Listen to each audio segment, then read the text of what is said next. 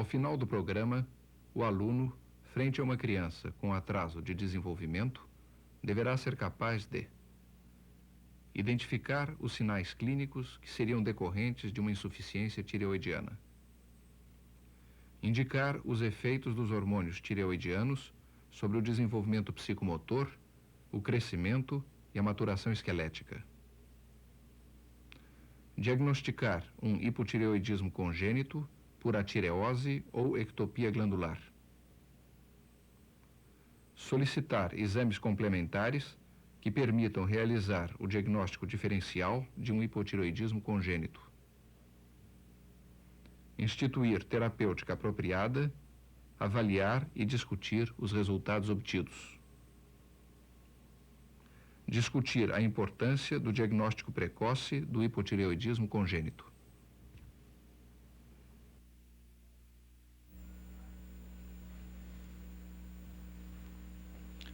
Ana Maria é uma criança normal de 4 anos de idade. Seu crescimento, seu desenvolvimento motor e sua inteligência foram possíveis graças à sincronização de uma série de fatores, entre os quais se conta uma função tireoidiana adequada.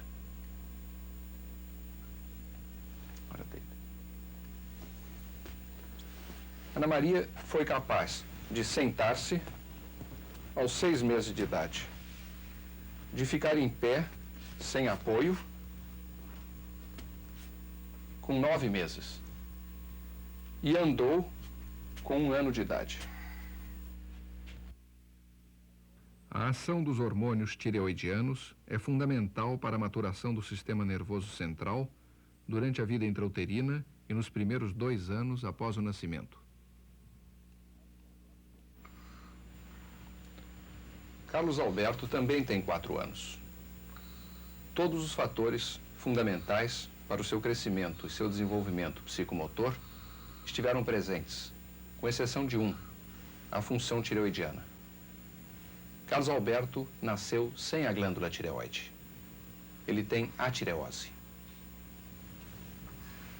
Aos 4 anos de idade, ele sustenta mal a cabeça, não permanece sentado e não consegue permanecer em pé. Seus músculos são hipotônicos. Sua fontanela anterior ainda está aberta. Sua pele é áspera e fria. E ele tem uma pequena hérnia umbilical. Ana Maria. Sobe aqui, Ana Maria.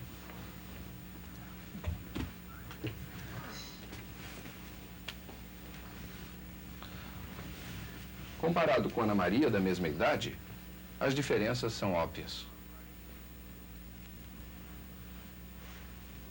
Ana Maria tem um desenvolvimento da base do nariz normal, e esse desenvolvimento não se fez em Carlos Alberto.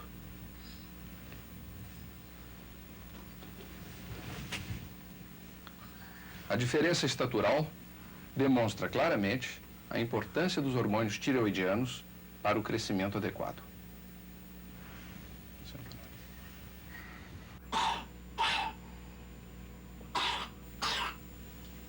O fácies de Carlos Alberto é típico do mixedema congênito.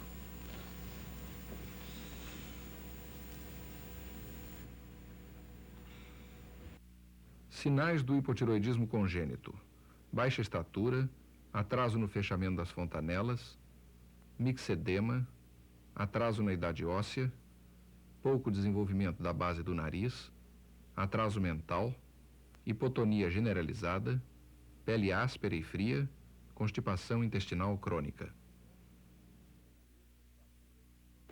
Gisele tem a mesma estatura, aproximadamente, de Carlos Alberto. Mas ela só tem 1 ano e 4 meses.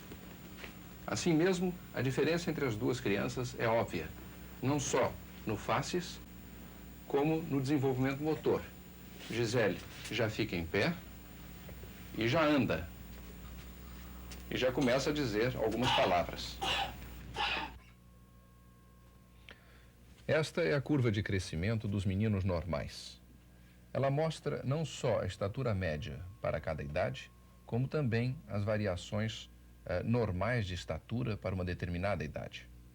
Assim, os meninos de 4 anos têm, em média, 104 centímetros, mas os mais altos medem 1,15 m e os mais baixos 96 centímetros.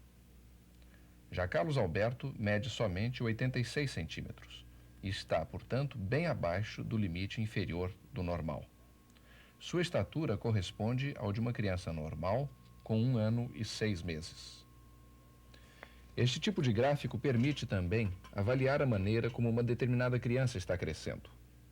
Normalmente, uma mesma criança costuma crescer ao longo desses canais ou linhas de crescimento.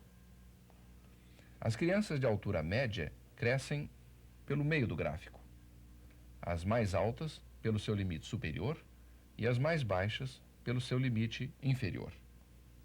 Ser baixo não é problema, contanto que o crescimento acompanhe a curva normal. Carlos Alberto, porém, que nasceu com uma estatura média de 50 centímetros, está nitidamente desviando da curva normal por deficiência dos hormônios tireoidianos. Esta é a curva de crescimento do perímetro cefálico de meninos normais, mostrando as variações do perímetro normais para cada idade. O mesmo atraso que foi notado no crescimento de Carlos Alberto se revela também no seu desenvolvimento cerebral através do seu pequeno perímetro cefálico. Os meninos normais da idade de Carlos Alberto têm um perímetro médio de 51 centímetros. O dele é de somente 44 centímetros e corresponde ao perímetro cefálico de uma criança normal de 7 meses de idade. O exame radiológico do esqueleto de Carlos Alberto demonstra também os efeitos do hipotiroidismo. Numa criança normal de 4 anos, são visíveis 6 núcleos no carpo e mais as epífises distais dos metacarpianos e as epífises proximais de todas as falanges, num total de 25 núcleos.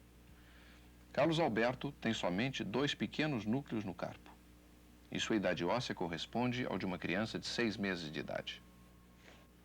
O mesmo atraso de ossificação observado na mão pode ser notado também nos joelhos.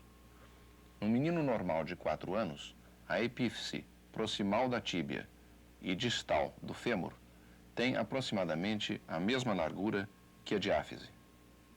Já em Carlos Alberto, as epífises são pequenas e correspondem à idade óssea de 6 meses. A epífise da cabeça do fêmur apenas começa a se calcificar como numa criança de 8, 9 meses de idade. As estruturas cranianas de Carlos Alberto estão ainda muito abertas, com um aspecto correspondente ao de uma criança de 6 meses de idade. O mixedema, que tanto desfigura a face de Carlos Alberto, se localiza também no coração e se traduz por um aumento da área cardíaca.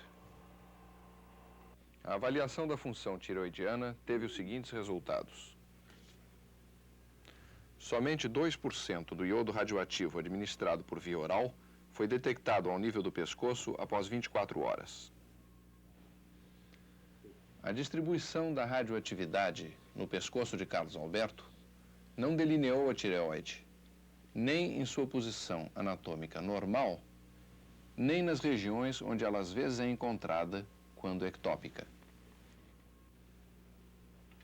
Níveis sanguíneos de hormônios tireoidianos em Carlos Alberto. T4 ou tiroxina, 0,6 microgramas por 100 mililitros.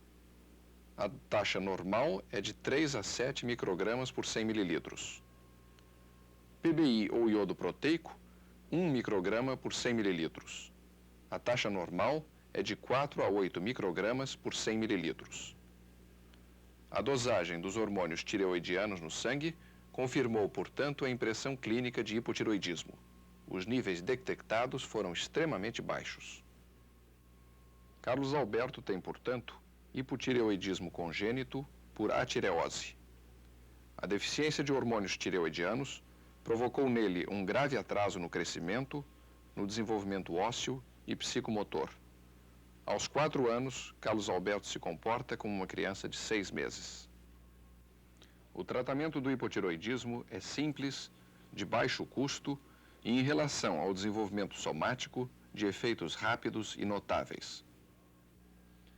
Consiste na administração oral de hormônios tireoidianos usando tireoide dessecada, ou tireoglobulina, ou triiodotironina, ou tiroxina. Empregamos, no nosso caso, a tireoglobulina, porque assim obtemos níveis terapêuticos mais estáveis de hormônios na circulação com uma única dose diária. Carlos Alberto começou a ser tratado com tireoglobulina na dose de 65 miligramas por dia. 21 dias após o início do tratamento, nota-se já a considerável regressão do mixedema facial e a atitude geral da criança mudou muito. Está mais alerta, participa do meio ambiente, ri e brinca. Estamos hoje no 30º dia após o início do tratamento. Carlos Alberto tem tomado diariamente 65 miligramas de tireoglobulina.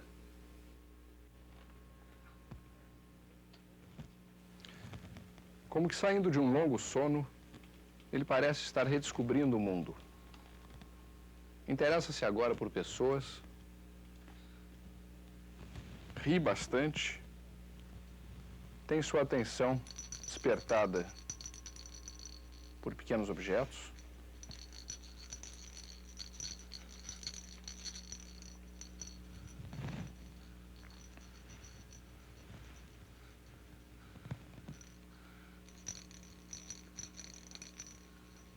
Está com uma atividade nitidamente aumentada.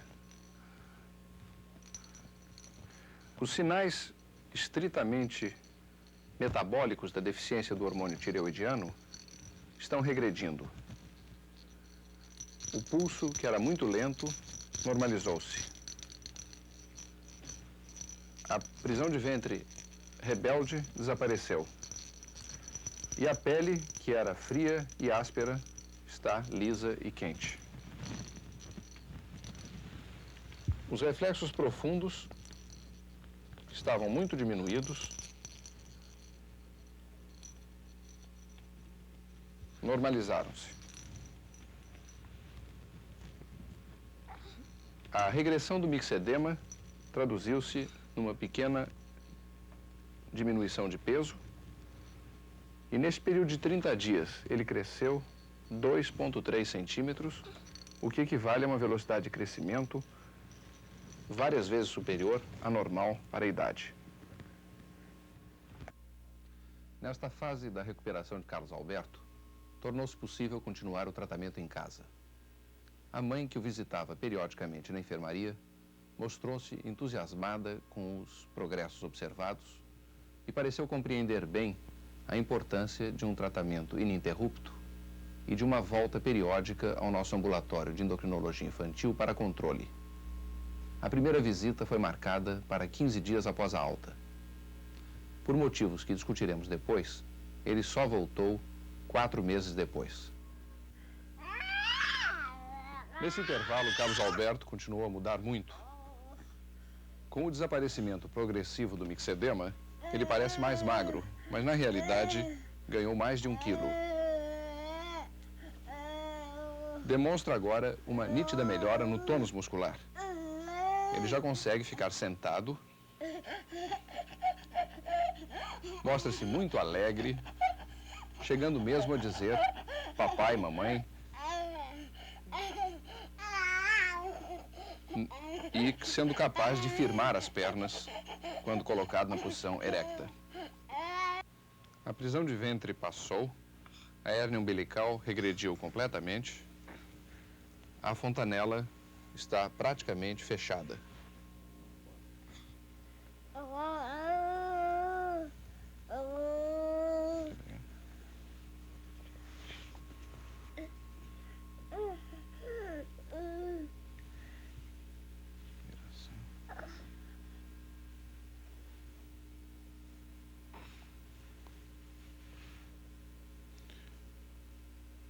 O desaparecimento do mixedema facial é completo e já começa a haver um desenvolvimento da base do nariz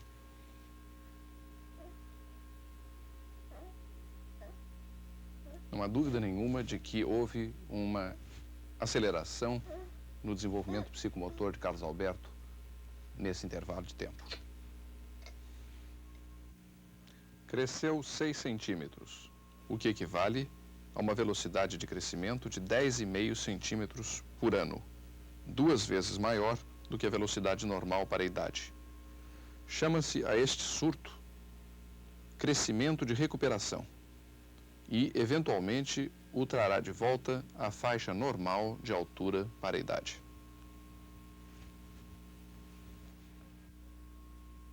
O perímetro cefálico é agora de 46 centímetros, aproximando-se, portanto, do normal. Os exames radiológicos mostram uma grande aceleração na maturação óssea. Esta é uma radiografia tirada no início do tratamento. Surgem agora novos centros de ossificação, passando a idade óssea de 6 meses para 15 meses, num período de 4 meses somente. No quadril, observou-se um grande desenvolvimento da epífise da cabeça do fêmur, equivalente agora a uma idade óssea de quase 2 anos. O mesmo aconteceu nos núcleos dos joelhos, que correspondem agora a uma idade óssea de 18 meses.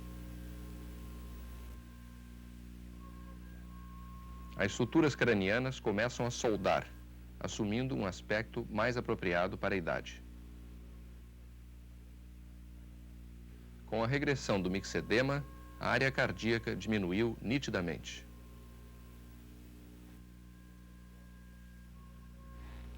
O desenvolvimento ósseo, o crescimento e o metabolismo normalizar-se-ão inteiramente com a continuação do tratamento. O mesmo talvez não aconteça com o sistema nervoso central, lesado pela deficiência de tiroxina na vida intrauterina e nos 2 primeiros anos de vida. Esta deficiência parece impedir a formação de um número normal de conexões interneuronais na córtex do cérebro e do cerebelo.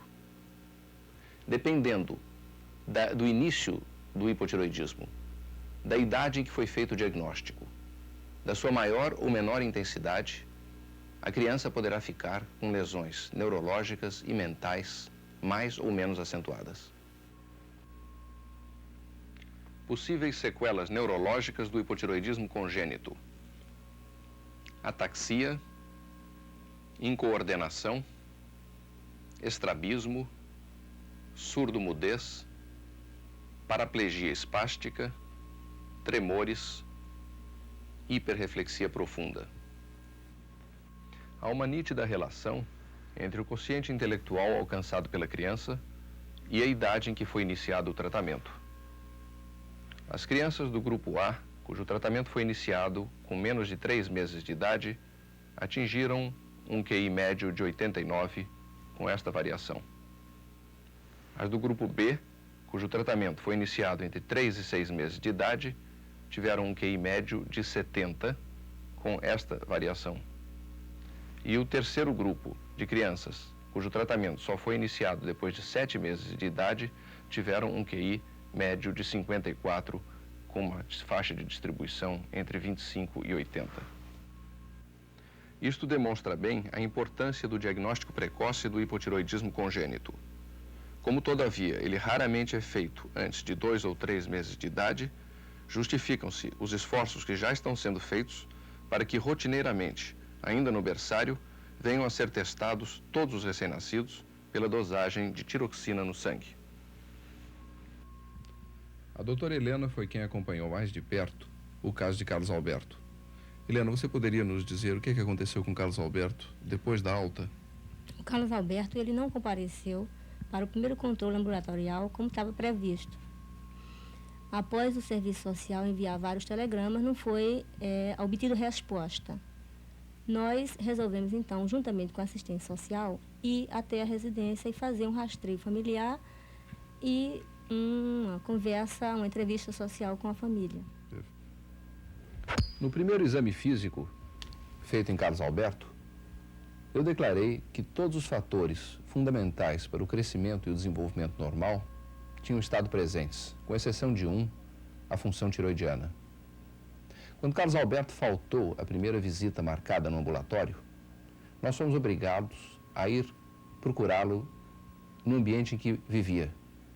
E tomamos consciência de que Carlos Alberto não é simplesmente um caso de hipotireoidismo congênito, mas uma criança que, como nós veremos, vive num ambiente de extrema miséria. E esta miséria e a desnutrição daí resultantes podem afetar o crescimento e o desenvolvimento de uma criança quase tanto quanto uma deficiência hormonal. Além disso, a dificuldade na aquisição de remédios pode alterar inteiramente o plano terapêutico previsto. No tratamento de Carlos Alberto, nós teremos que levar em consideração toda a condição socioeconômica da família e tratar não um caso isolado de uma doença, como a gente tenderia a simplificar, mas um ser humano, uma criança, vivendo em condições extremamente difíceis, vivendo e indo voltar para esse ambiente uma vez saída do hospital. O verdadeiro sucesso terapêutico só será obtido se todos esses dados forem levados em consideração.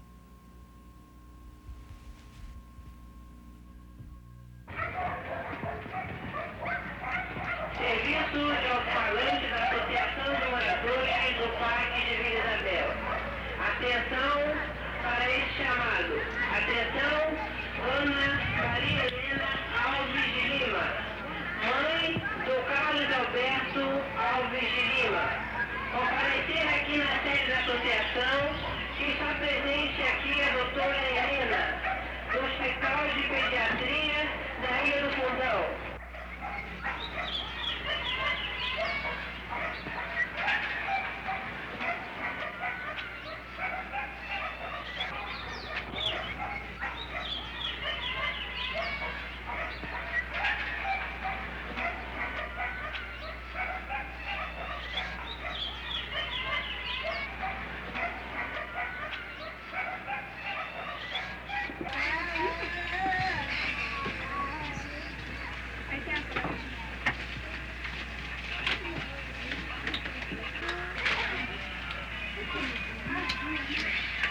Dona Helena, aqui na sua casa mora mais de uma família ou só a sua? Só a minha mesmo, só. A sua casa é alugada, é própria, é cedida? A minha mesmo, não pago aluguel, não. Só não paga aluguel? Não. Quantas pessoas ganham na sua família, Dona Helena? Só meu marido. Só meu marido. E a profissão dele qual é? É comércio. Trabalho em comércio de madeiras. Empurrar carrinho na rua, desses carrinhos de madeira, para fazer entregas. Ele ganha mais ou menos quanto? Desse não estou bem a par não, mas desse uns 15 e poucos por mês.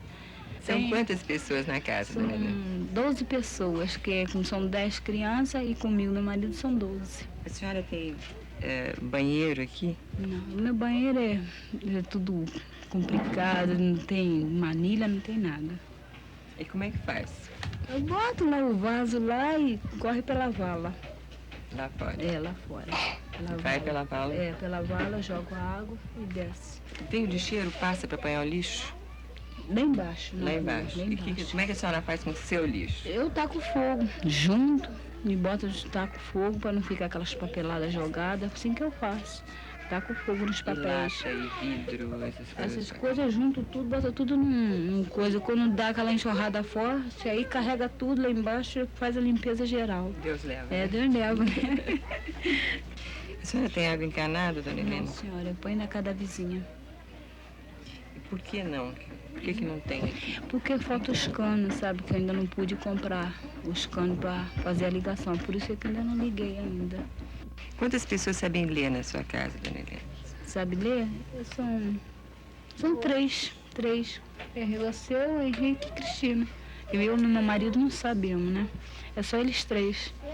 E as crianças estão no colégio, Dona Helena? Então, tem 6 na escola. Tem 6 na escola. Tem 6 na escola. Os outros ainda não estão estudando, ainda não. Quanto que a senhora gasta mais ou menos por mês com alimentação? Assim, só assim por mês eu não faço cálculo não, mas por semana eu faço cálculo, que 10 quilos de arroz aqui em casa não dá.